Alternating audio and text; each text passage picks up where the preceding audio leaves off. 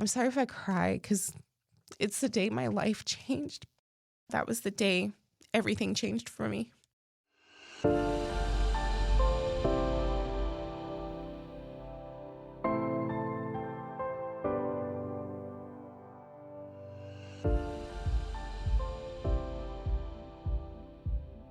Welcome to Imperfect Heart, a place for you to join me, Jeff Holden, in conversations, discussions, and dialogue about our hearts and the impact myocardial bridges have on them. We'll talk with healthcare professionals, those in related fields that support our condition, and others just like us with stories of their myocardial bridge experiences. It's my intention for this content to inform, educate, entertain, and even motivate or inspire you in your personal journey on dealing with a myocardial bridge. Most importantly is to have you leave each episode with hope, knowing you're not alone and that what you're experiencing is real. Our spectrum of guests on the program runs the gamut of professions, but I must say I've not yet had, but am pleased to present a person in a profession I sincerely appreciate, and that's one of law enforcement. Amanda Pearlman recognized her symptoms just 2 years ago at the age of 34. In high school, she was active as a gymnast, in college, cheer, and generally a very active adult, until she began her prep and training at Police Academy late 2020. 5 weeks into the program, something went wrong. By the 6th week, it was clear she was not going to complete Academy, and on December 27th, her birthday, she had the first significant heart situation and sent her to the hospital.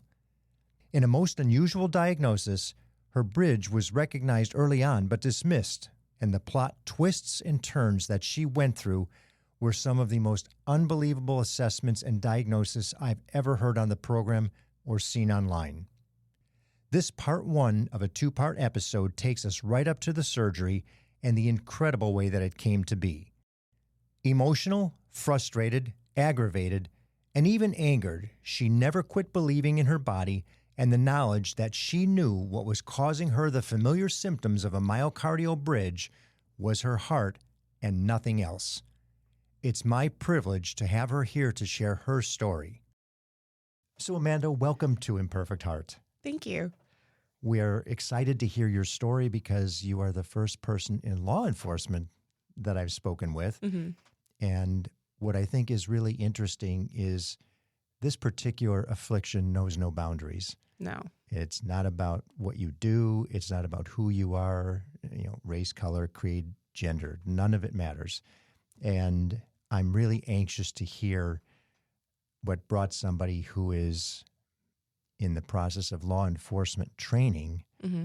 who obviously is in good shape, to a situation now where you're questioning everything post-surgery. Right. So we had a little discussion. Everybody heard in the introduction that this happened literally just after the holiday, after Christmas. Mm-hmm. Yeah, 2 days after, on my birthday. On your birthday. Mm-hmm. Can you take us back just a little bit to where you first realized something wasn't right? Yeah, of course. So Police Academy is a whole beast in itself, and it's not for the lighthearted. You have to be mentally and physically ready to be there. And I had been training for Academy for over a year physically, and so I was feeling pretty good going into it. But I started to notice early on in the first few weeks that my body wasn't working with me, and I couldn't put my finger on it. I mean, when we're there, you're tired, you're getting yelled at. It's very intense atmospheres. And so I just was chalking it up to I'm not sleeping enough, maybe I'm not eating enough, and I just got to push harder. And so finally, week 5, we're in the middle of a morning workout, and I feel something collapse in my chest. And the best way I can describe it is it felt like just there was almost like a heavy pressure, but just something broke. And all of a sudden, I couldn't do burpees anymore. I was laboring for air. I could barely do push-ups. And Academy staff couldn't quite figure out what was going on. And I remember walking out of the gym. And when you're in Academy, you don't walk out. Like, you could lose your job. At the time, I couldn't breathe. And I didn't know how to tell the corporal that something was going on. But no air was going in. Mm-hmm. And so we thought maybe it was asthma. And so that was the first time ever in my whole fitness career I was laboring for air. That was the first moment I knew something was up. And you know, because you've been active, being a gymnast and CrossFit and training and cheer. I mean, you've been through all this stuff. Yes. You know when something's wrong. You have a good understanding of your body from a younger age. Right. All the way up till current in the academy. So what happened? Well, so I go home at the end of the day and I wasn't sure if I was sick. It was COVID, so we were taking extra precautions. So, if anyone was showing any signs of anything, they were like, go get tested for COVID and then stay home. And so it turns out I didn't have COVID. I wasn't sick, but I knew my body was shutting down. So I stayed home the rest of the week and came back week 6. And that was the final week of pre-academy before actual academy started. And we do this workout called the Sweet 16. And it's 16 laps around the track. And you have burpees in between, starting from 16. Yeah, it's 16 burpees and then down to 1. So it was a long workout. And I remember while I'm going through, my heart rate was up in the 190s the whole time, but I was going at an 11-minute mile-ish. I knew something was off, and we get back, we cool down, we go back to the locker rooms, and I'm in the shower, and all of a sudden I start to see black. And for anyone who's had a heart attack, I think all the symptoms are a little different, but I remember thinking, if this is it, put your clothes on. For whatever reason, I didn't want to die naked. So I just kept... It's funny what we think about in these instances, isn't it? Yeah, that was all I could think of. And so I kept telling myself, if this is it, put your clothes on. If this is it, put your clothes on. And so I go back to my locker, and I knew I started to fall into my locker, and I was like, oh shit, this is real. This is not fake. And so I'm trying to get dressed. I'm blacking out. I don't know exactly what happens, but 2 of the girls see that I'm starting to black out. They rush over and they put my arms above my head and they tell me, do not go to sleep. Whatever you do, don't go to sleep. And all of a sudden, everything from my face down to my toes goes numb. So I remember my forehead went numb, my nose went numb, my lips, my tongue, my fingers, everything goes numb. And I can't feel anything. And I'm seeing black. At that point, it's funny because when you're at police academy, you have all first responders on hand very quickly. And we had... If there is a place to have a heart attack, it's not a bad one. No, that was probably perfect circumstance, right? And so there's always EMTs in every class. So a couple of the guys I remember came over and they start taking my vitals. They're taking the uniform off of me. Academy staff was in the locker room. I didn't want attention on me on my birthday that day. And then I had everyone. And then fire showed up shortly after that, and they start taking vitals, and they thought I was having a panic attack. And I've had those before, and it was so different. But they were trying to get my breathing under control. And I remember one of them telling me, how much have you eaten today? Did you eat enough today? And that day I had a breakfast and a snack before a morning workout and water and liquid IV. So I was prepared for the workout. They finally tell me that if I want, I can stay, but I can't work out the rest of the day. I can stay in the classroom, but don't work out. And otherwise I could go to the hospital. And so they gave me that option. And all I kept thinking is I don't want to lose my job. So I'm going to stay. And so everyone clears out of the locker room. I'm still sitting down, and one of the corporals stays with me. And so she just keeps talking to me and then would ask me to stand up and see if I could walk. And I'd go to stand up and I'd start to fall over. And so that happened a few times. And she was like, absolutely not, Amanda, you're going to the hospital. And I'm admitted into the ER. I couldn't even walk into the ER at that point. So they had to get me a wheelchair. And I'm there all day. And so they start taking vitals, and they know that there's something up with my kidneys. So I was extremely dehydrated that day. My kidneys, for whatever reason, were not functioning correctly. But there was no asthma attack, and it was not a panic attack. So, emergency. So they ruled 2 good things out. Yes. That you didn't have to deal with from, somebody who wasn't as well versed on it. Right. But at this point, I'm just like, what happened? And so I'm asleep in the emergency room, and one of the male nurses all of a sudden wakes me up and he says, Amanda, wake up. Did you feel that? And I was like, no, what are you talking about? And he said, I just have to check some stuff here, but we'll be back. And so I didn't know it at the time, but I guess my heart rate was spiking into the 150s and going back down and then up and down, up and down. And so that alerted the staff to start running tests on my heart. And so the day is going on. Oh, so all this time they're not doing an EKG. They're doing nothing with the heart yet. No, nothing with the heart yet. Oh, okay. Yeah. Well, actually, no, I take it back. They did EKG. So protocol, when you get admitted into the ER, they take vitals, they'll do blood, they do EKG, and then you get admitted, right? And so they had already done all of that. But the heart wasn't showing, I don't know, at the time that they did the EKG, I guess it was calm. So it wasn't showing any kind of weird symptoms, but they noticed it while I was sleeping. So this really sucked. My phone died, and so I couldn't make contact with my family. I was calling from the hospital phone, and my mom didn't recognize the number, so she's not picking up. And finally, I kept asking the staff, hey, am I going to get to go home? And they said, maybe, we're just going to hang tight. It's getting into the night. And I was like, oh my gosh, I'm not going home. And finally, I'm sorry if I cry because it's the day my life changed. But the main emergency room nurse comes in and she brings the staff with her and they close the door behind them. And they said, Amanda, we're so sorry. We can't let you leave. We found something wrong with your heart. And we're so sorry, but you're going to have to stay.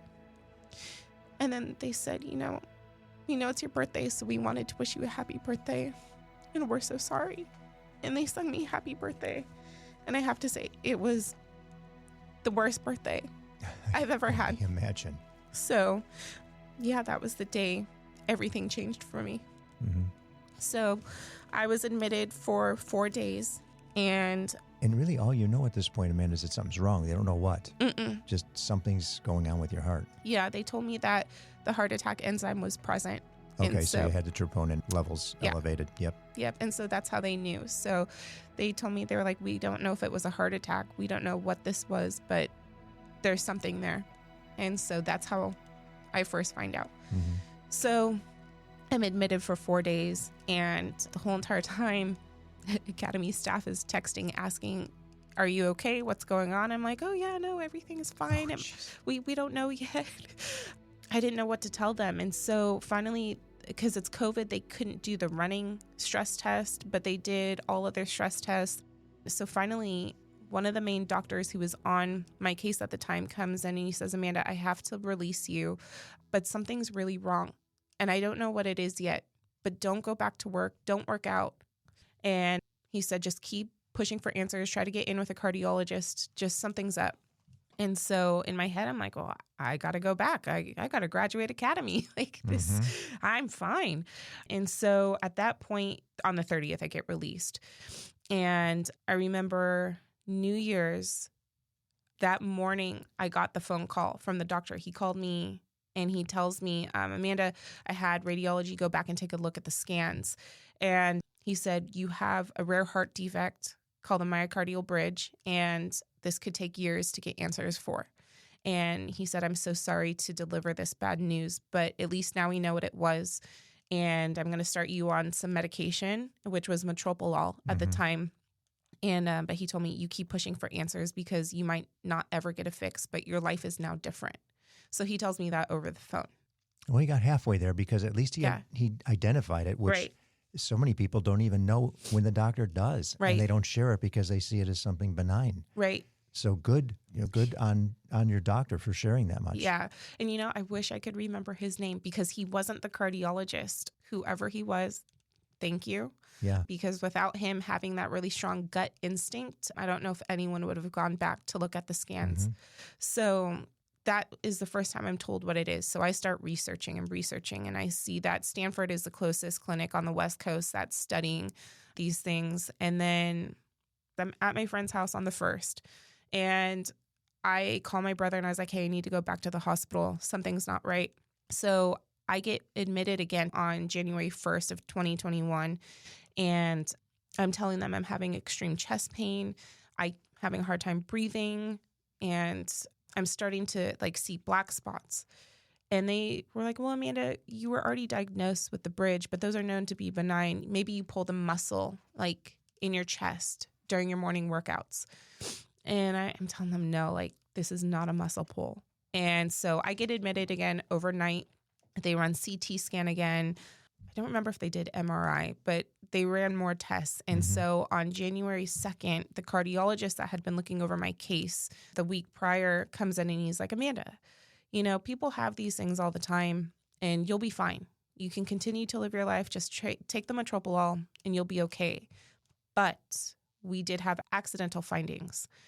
And I was like, okay, like, what do you mean? And so I guess they had found I have tumors in my vertebrae.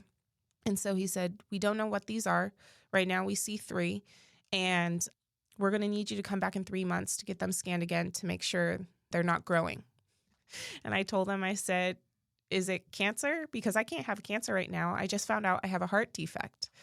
And he said, we don't know what it is, but just keep an eye on it and come back for more scans in 3 months. But your heart is fine. That was January of 2021. So from January to March, I start doing work. I start asking around for referrals to different cardiologists in the area. I continued to have symptoms. They progressively got worse. I tried going to the gym and it would feel like whenever I'd start to physically exert, it'd feel like my heart was jumping out of my chest. When I'd be asleep, my heart would wake me up. I'd feel severe chest pain and then like a big like thump, right? Like just very excessive heartbeats. And then again, laboring for air, the blackout spells. And I kept showing up to work every day. At this point, work had pulled me from academy. I couldn't go back. And I got put into investigations. And I remember just sitting at my computer and I'd be watching my heart rate spike into the 160s and back down. Sitting still. Yep. Severe chest pains. And I have to shout out to my coworkers in investigations because I think without their comedic personalities and positivity, I wouldn't have gotten through that time. They're just really good people. And they knew I was struggling and they were always checking in every day. How are you feeling? How's your heart? Do you need help? And so, you know, I got really close with them. And so huge shout out to their support. And so anyways, I get with a new cardiologist and he never meets with me. He would only have phone conversations. He did decide to put a heart rate monitor on me for 2 weeks to track the heart like rhythm. A Holter monitor or something. Yeah. Yep. And so he does see there's inconsistency in my heart rate throughout the days. And then I was supposed to log whenever there was symptoms. So anytime I felt a chest pain, anytime I was blacking out, I was logging it. I mean, there was so many logs. And at the end of the 2 weeks, he says, well, you know, Amanda, like, I'm going to keep you on medication. And he laughs and he says, you're going to be okay. Keep living your life. You're fine. And I told him, I said, but I've been an athlete and like, I've never functioned like this before. Like, are you sure? Can I get a referral to Stanford? Like, are you sure? Amanda, you don't need that. You're going to be okay. March of 2021, I end up getting really sick. Sick like COVID or sick from the heart condition? I wasn't sure because the day that these symptoms like get even worse. So I'm at home in bed and I start to get a chill down my spine. And then I can't get warm and I have like extreme chills. And then my heart rate, I'm watching it because I had my heart rate monitor on and it's stuck in the 150s. Like 154, I remember that number. It wouldn't come down. I hadn't told my parents about the masses in my spine at this point. Because at this point I had moved home. I was told I couldn't live alone. So I moved home with my mom and my dad. And they were like, Amanda, we have to take you in. Something's really wrong. And so I go to urgent care. They say, Amanda, you have heart problems. Like, we can't help you. And this is not COVID because they tested for COVID. I didn't have COVID. So I get admitted to Sutter, Roseville. By the time I get there, they can't figure out what's going on with my heart. They see it's elevated and couldn't get the heart rate to come down. And then, so I get admitted again for another 4 days. And I knew something was really wrong because the medical staff was talking very quietly. And then the nurses kept complimenting my hair. Oh, you have really nice hair. Then at some point, my gut, and if women know that their guts are strong, but I could tell this to anyone. If your gut is telling you something's up, always listen because it knows. And I was like, there is a reason why they keep bringing this up. And I don't know what it is, but I hope it's not cancer. Finally, day 3 rolls around and that cardiologist of mine that had refused to meet with me in person, turns out his office was downstairs and he finally comes up and meets me. And I was like, oh my gosh, I didn't think I'd ever get to meet you. I'm so glad that you're here. what are we going to do about my heart? And he says, Amanda, I know you're really concerned about your heart, but there's a bigger elephant in the room that we need to address. And I was like, okay, surgery, that's got to be what it is. And he says, I want you to forget about your heart right now. And we believe at this point that you have a rare form of cervical cancer that has metastasized to your spine. And we don't know what the outcome is going to be. So at this point, I feel for anyone who's gone through this, because it's terrible. And your whole world just feels like it's caving in. Mm-hmm. And I was like, what do you mean cancer? Like, I have this heart defect. Like, I can't have cancer. Like, I'm 34. And he asked me, he's like, do you have kids? Are you married? And all I'm thinking is I haven't done those things yet. What are you talking about? Mm-hmm. And so he said, it's going to be okay, but you're going to have to prepare your family and friends because we don't know what the outcome is going to be. He starts telling me about other young women that he's known that have fought it and have gotten through it. And I asked him, I said, but what makes you think I have cancer? Like, why would you say that? And he tells me that they had found 2 more masses in my cervix and a 4th in my vertebrae at this point. And so he believed that all the symptoms I was having in regards to my heart were being caused from this supposed cancer that they thought I had. And so I thought my life had already changed. But here I am now being told I have this supposed cancer. So day 4, the main doctor that had been overlooking the case comes in and he tells me that at that point, radiation and chemo would start pretty quickly as soon as they got a positive biopsy back. They didn't know what outcome was going to be. So just, stay close to the people that I loved. So I kept going to work. I didn't tell anyone. Including your parents? I told my parents. Okay. So as soon as I was released, I told my mom and dad, hey, we have to talk. And so before I got released, they sent a nurse in. And she was really sweet. And she was a breast cancer survivor.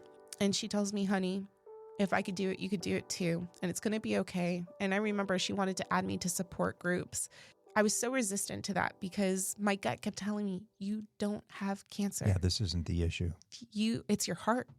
And I felt so strongly about that. I was like, no, they're wrong. They are wrong. And I know they're wrong because I know my body and I know what I'm feeling. And this is not cancer. And so, but I had to go home and I had to tell my close family and friends what was going on because this is what I was being told. And I start a 3-month journey of testing for cancer. Test after test after test keeps coming back negative. But doctors, my medical team, they were for sure certain it's cancer. The amount of stress that I'm feeling at this point, because I was an at-will employee at work. So, and they already knew about my heart defect because it happened on city property. So it was a city issue, medical issue. So they knew about it. I couldn't tell them about the supposed cancer that my medical team thought I had. I would have lost my job, my benefits, and then I'm shit out of luck, right? But I can't tell you, for 3 months straight, I cried going into work. I cried leaving work. And I think anyone who goes through these hard experiences, I would hope, I know I did, but I got good with my life and I just accepted where I was at. And I remember I would sit in my driveway and just tell myself, this is your life. These are the decisions that you've made. And if this is it, then we'll be happy with what you've done to this point. But I did not give up that it was my heart. And so I literally was telling close family and friends, it's got to be my heart. I know that they're wrong. So finally, May of 2021. In this 3-month period, the heart's on a back burner. Oh, yeah. Complete back burner. And you're still symptomatic. You still have chest pains. You still can't do stuff. Mm-hmm. And now you've got this added anxiety of a cancer scare. Mm-hmm. Yep. So if you can imagine my stress levels, 20 out of 10. And thinking, okay, I'm only going to live to be this age. And thinking of all the things I didn't do. And, there was a lot mentally going on there. And so my symptoms were progressing as far as the heart was concerned. The chest pains had increased. The blackout spells were happening every day and would happen multiple times a day. And then now what I know is a vasospasm. they were so intense. It would feel like someone was stabbing me in the heart. And I went from a girl who could work out one day to a girl who couldn't even walk up the stairs at work or at home. I couldn't take my own groceries in. I couldn't put my own backpack on. Little basic things in life that people take for granted or don't think about, I couldn't do. And so I stayed adamant. I kept telling my GP, it's got to be my heart. You guys keep ignoring my heart. All this time, you guys think I have cancer, but what are we doing about my heart? And so I stayed adamant. So finally, May of 2021, there is no cancer. I was right. You have to advocate for yourself. That's the biggest thing I can tell anyone is like, you have to trust your body. You have to listen to your body and trust that sometimes the medical system makes mistakes and you have to be that loud voice that tells them, no, this is what I'm feeling. Don't veer off of it. And so finally I asked for a new cardiologist because this other guy. And everybody's going now, okay, well, wait, what was it? If it wasn't cancer, what was it? Oh, yeah, that's a really good question. Yes. Thank you for asking because I would have skipped. Turned out I had a polyp and a fibroid in my uterus. And then in my spine, they're benign tumors that are just sitting there doing nothing. They don't know why they're there, but they look like Orion's belt. It's really interesting, but they're like these little balls that range in size in 4 of my vertebrae, and they're just there doing nothing. With no impact? I definitely have soreness in that area, and I've had issues with my spine for years, just I think from all the impact from gymnastics. And cheer. Yep, and then they think it could be scar tissue, but they don't know. Radiology said, leave them. So I don't know. So we get to put that aside and get back onto the heart. The heart. Yep. I felt like I was back at square one with no one listening. So I asked my general practitioner, hey, can I get a referral to Stanford? I really need to get in there. And he said, well, you know, I don't know if I can send it. I'll send it. I don't know if it's going to go through. And this is where insurances get complicated. So depending on what you have, you can't always get referrals out to where you need to go. I was stuck in network. And so with that said, my GP sends me off to a cardiologist that from what he knew was good. We had a very bad patient, like doctor relationship. All she concentrated on was young, 34-year-old, stressed about not becoming a police officer, very sad, might need anxiety medication. Heart is okay. We'll continue to medicate. And boy, that doesn't sound unfamiliar, right? Yeah. How many people have said that in the description of what their doctors have told? Cardiologists, well-educated people. Yep. Stress, anxiety, we'll give you some Valium. Let's try this, let's try this, let's try this. Do you meditate? Right.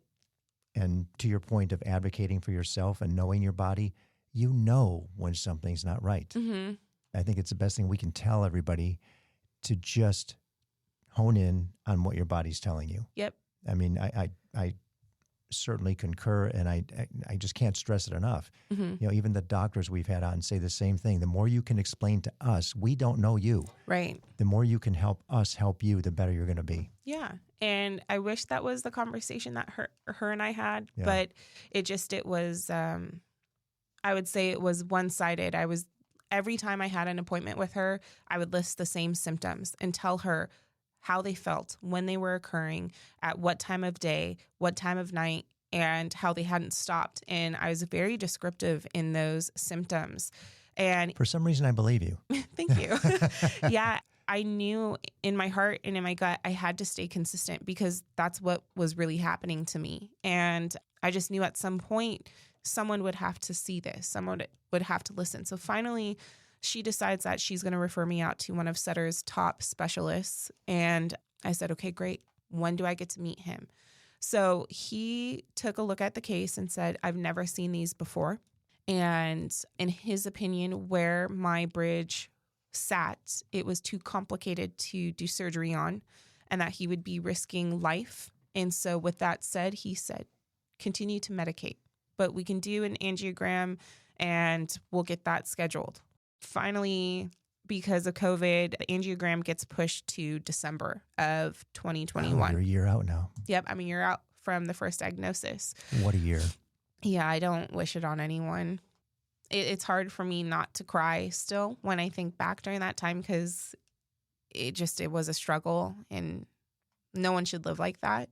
So finally, my mom and I remember we prayed going into the angiogram and my mom said, no matter how this turns out, As long as we get answers of some sort, that's all that matters. And I said, you know what? You're right. That specialist decided to go through my wrist that day and kept me under what he calls twilight.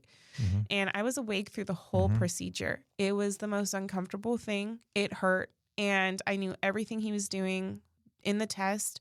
And he was like, gosh, like, you're so sensitive. And I was like, well, that really hurts. Like, should it feel like this?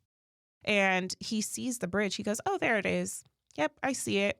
It's there. And I was like, okay, are we going to go anywhere? We're halfway there. Yeah. So I'm thinking, all right, we're going to get some answers when I come out. So, this is going to make people mad. We come out and he comes to talk to my mom and I, and he tells me, Amanda, the bridge is there. But in his opinion, it was not causing my symptoms. And he's now the second person to tell me that I want you to forget about your heart at this point. And I remember he pushes it to the side. He says, I want you to just forget about it. And in his opinion, I had a rare form of cancer in my endocrine system. He says, I think you're like Steve Jobs and you have a rare form of cancer in your endocrine system and your heart is not causing your problems. So at this point, he wants me to get a referral to an endocrinologist, meet with that person. If everything comes back negative and there's no cancer, then he wanted me to come back to him so he can study my heart for 2 years. Let me make a note of that. You'll be the first person I come back to, right? Yep. So this is the first time I've heard anybody go down the endocrine system discussion. And again, my gut instinct was, I went through 3 months of cancer testing. I don't have cancer. This is my heart, and I know it's my heart. And I couldn't say anything to him at that point except, thank you, doctor. I appreciate your time. And my poor mom, she only knows what she knows. And, she really felt strongly that I needed to listen to this doctor. But this is where I had to just take matters into my own hands and just know, they're wrong. They're wrong. And I know that they are. So now here I am, January of 2022. We're a year out from the first diagnosis, and I don't know what to do. I ask for a referral again to Stanford, to the cardiologist, and to the GP again. I think I had asked 3 or 4 different times. I don't know if they were ever sent out. The cardiologist was like, I can't help you with that anymore. You have to ask your GP. That's not my job to send out the referral. And I told her, I said, but he knows nothing about this heart defect. You're my heart doctor. Why would you not send it? She was so irritated with me. And I finally decided I'm not going to see her anymore. I was getting nowhere with her. Mm-hmm. And at this point, I had been on so much medication. I would have to go back and take a look at all the medications I had been on. But I had exhausted different medications for the bridge at this point. And the specialist had put me on a heart failure medication. And I remember when I went to the pharmacy, the pharmacist said, Amanda, this is for very elderly patients who are going to die. Why are you on this? And I said, I'm having heart failure. And he said, oh, okay, just maybe talk with your doctor again. And I just remember thinking, okay, well, we've exhausted everything. And now I'm on the last heart failure medication. And even the pharmacist is questioning it. Something's not right. At this point, I literally start telling everyone my story. Anyone that would listen, I was telling them what was going on. And now work is really concerned. My boss is like, Amanda, I don't know if you should be here. Because even driving into work, I'd get the chest pains. I'd be in a grocery store. I'd start to fall over. I would be anywhere and I would hide because these chest pains were so severe. And then I'm having a hard time talking, and everyone knew to just either not talk to me or talk very slowly because I was having a hard time talking. Because they knew you were having an episode. Yeah, talking was very delayed, and they're just very deep breaths because I couldn't breathe. It was starting to become a safety concern. So this is where life gets funny. Through work at the police station, I meet my friend Casey. Casey had heart problems too. She does not have a bridge, but she had other heart complications. And she has an episode of sorts at a horse show. And there was a woman there whose husband was a cardiologist, pediatric cardiologist. And from the story that Casey tells me, the wife goes to her mom, tells her, get on the phone with my husband. He can help you. So this is how they make a friendship with this cardiologist. So they've remained friends with him over the years. And Casey tells me, Amanda, I really think you need to meet my cardiologist. I know he's a pediatric cardiologist, but yeah, I think you need to meet him. I'm a big baby. It's fine. Yeah. I felt like it at that point. Right? I was like, oh my gosh, that's so much. Like, just very dramatic at this point. And I was like, With good cause. yeah. And she finally asked, do you mind if he looks at your charts? And I said, yeah, you know what? I don't care. And it turns out he was a Sutter doctor, so he had access to my charts. And he takes a look at it and he goes, oh my gosh, how is she still here? She needs help. And I guess he had seen also that I had a third blood flow in my heart that shouldn't have been there. And so he says, you know what? I'm going to pitch it to Stanford in our Tuesday meetings and see what happens. So turns out he sends all of his babies with heart defects to Stanford. And he works with a surgeon, Dr. Nazaroff, who is the pediatric surgeon for Stanford. And he has a hub office here in Sutter, Sacramento. And so he works with adult congenital heart defects there and also children.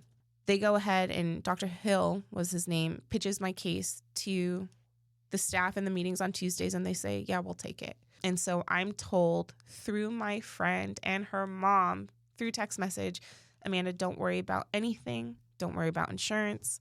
They're going to figure it out. They're going to take your case. And I want to say that was... Yes. It was March of 2022. Yeah. And so I just remember thinking like, okay, God heard me. He did. I speak with the surgeon on the phone. He calls me and he tells me, before we do anything, I want you to meet my counterpart, Piju Wang. He is the cardiologist with the adult congenital heart defect team at Sutter, Sacramento. He's brilliant. I want you to meet with him first and his team. So I said, okay. I talked to their team in April of 2022, and I talked with his nurse practitioner, Christy Silman, who came from Stanford from the Myocardial Bridge team. She knew exactly what it was. And she says, Amanda, you're to a T, our myocardial patients. I want you to know you're not crazy. And if anyone has told you you're crazy at this point, you're not. You're having very real symptoms and you need help. And I remember crying on the phone and being like, wow, someone knows what I have. Finally. Yeah. Finally. Yep. And unfortunately, I wasn't due to see them until June 15th or 16th of that year. And I have another major heart episode at work at my desk. And I go to the ER. And I guess there was a flag on my account that said, if symptomatic, admit immediately. The ER never admits me. They had me out in the waiting room for almost 10 hours. And finally, I tell my mom, if I'm going to die, let me just die at home. I'm out of here. Like, we're leaving. And so we leave. And I had called the adult congenital heart defect number that night, let them know what was happening. Christy calls me the very next morning. And she's like, Amanda, I'm so glad you called. We're going to get you in sooner. So they literally meet with my mom, dad, and I the very next week. So what was supposed to be an unofficial visit now turns into an official visit. We met with the team for about 6 hours and they went over everything. I was one of the first cases that they've had come through the door. They hadn't done surgery on it yet. So Sutter had not had an unroofing surgery at this point. You're correct, because I went through Sutter as well. Yep. And they sent me to Stanford. Yep. That's how I got to Stanford. Yeah. That's when I heard Sutter, I'm like, wait a minute, Sutter. Oh, she's a year after me. Mm-hmm. They finally have the capability. Well, kind of. Okay. So kind of. Yes and no. Be sure to continue to listen to the next episode as Amanda completes the incredible story of a successful unroofing, only to find there's a problem nobody anticipated or expected. Given the twists and turns of this process, one could have imagined everything wouldn't have been perfect. Thank you for listening to Imperfect Heart. It's my hope that this information helped in some way to improve your situation or will help you better understand this condition. More importantly, that it gives you hope through stories that there is help and you most certainly are not alone. If you've been diagnosed with a myocardial bridge, please be sure to join the private Facebook group, Myocardial Bridge Support Group. For more information about our program or to reach me directly, visit the website, myimperfectheart.com. If you like what you heard today, Please give a positive review, thumbs up, high five, whatever your app likes. And be sure to share with everyone important to you so they understand what it is you're dealing with. Please subscribe as well. Welcome each day with gratitude and positivity.